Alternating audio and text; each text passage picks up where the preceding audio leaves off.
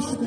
Mənim atam zəhmət keçdi, qoy atalar çox yaşasın, qoy atalar çox yaşasın.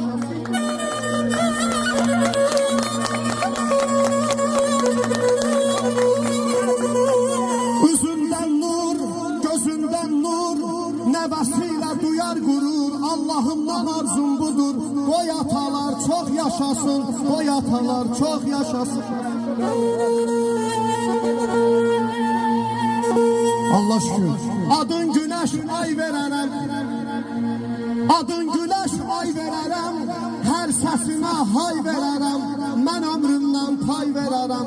Qoy atalar çox yaşasın, qoy atalar çox yaşasın.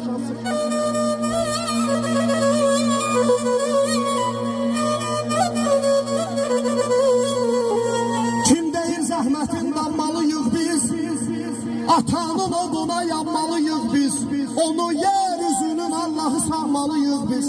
Ey atasın qədrini bilməyən evlad, heç sana Allah deyləməz imdad.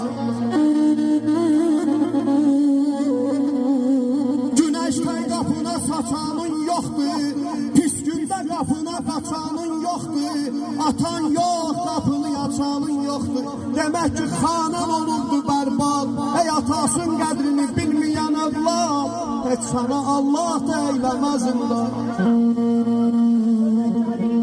Allahın işinə qarışmıram mən, atasız dünyayla barışmıram mən, kiminsə dilindən danışmıram mən, mənim üçün başımın tacıdır ata.